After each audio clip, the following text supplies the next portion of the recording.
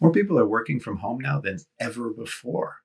And as a result, what it means to work from home has changed completely. Gone is the sense that this is an occasional time where you can focus and carve out time to work on longer term strategic types of things on an occasional basis. Instead, people are finding that they are absolutely flooded with meetings, emails, chat requests, and that it's eating into, for example, what was formerly their commute time, their downtime, their quiet time. The Getting Things Done methodology is a wonderful way to organize your life and work, and it's highly applicable to working from home. Any little component of the methodology as well is highly useful for people that find themselves in this new world, in this new situation. I want to talk a little bit about meetings and the best practices we've found for meetings, virtual meetings in this case in particular, when they're effective, when they're not effective, and why.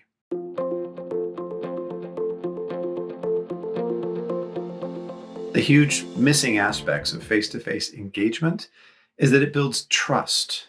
It builds trust that you can reach over to the person, hey, Mike, are you still working on that thing that we talked about on Tuesday?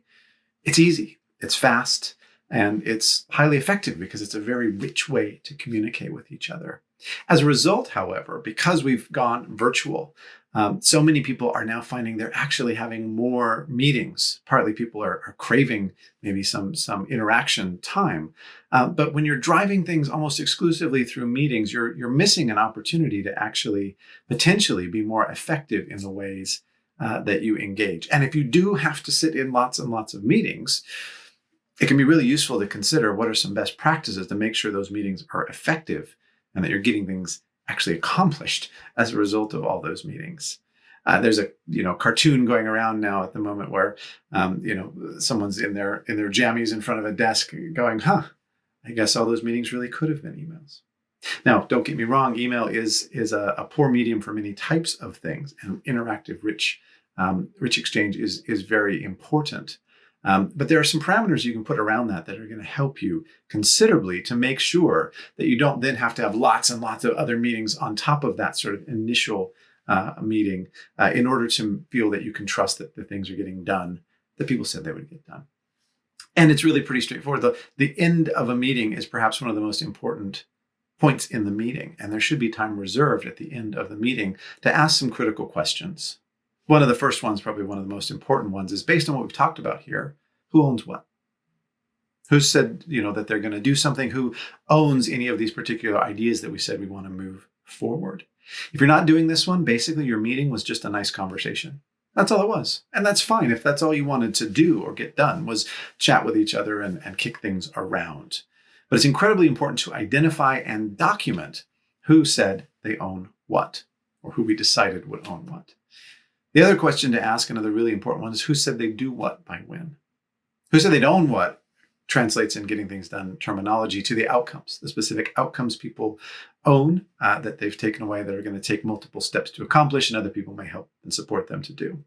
But who's going to do what typically is about a very next step, what we call a next action.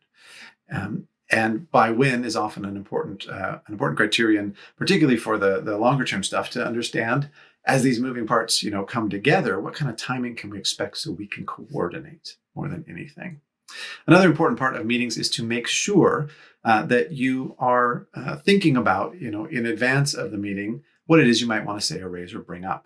We recommend, rather than 5 minutes before the meeting trying to brainstorm and remember all the stuff you said that you or that you thought you might want to do, that you keep these as kind of ad hoc agendas as you go along. You can collect these for standing meetings. You can also collect these for individuals that you have contact with. So just as you wouldn't run over to someone's desk in an open plan office and say, hey, I just thought of this thing and I want to, dump it on you before I forget. Likewise, opening up a chat and just firing something off to someone and interrupting them in that moment is really just as rude. It just happens to be less accountable because you don't see the anger on the other person's face when you do that, right? So keep a running agenda, and it can be a very easy way to say, hey, do you have 10 minutes? I got 3 or 4 things to talk about. Formal agendas can also be very useful, letting everyone know in advance, at least, here's what I would like to accomplish with this meeting. And frankly, if they can't articulate what it is they'd like to accomplish, even if what they'd like to accomplish is a brainstorm, that is a perfectly fine outcome, that we brainstorm some creative ideas around a particular topic. But if they can't say, here's what I want to get out of this meeting, here's why I'm calling this meeting, I question whether that meeting should even happen at all, right? So having some kind of a formal agenda and also letting people contribute topics that they have gathered over time. Finally, the last thing is document.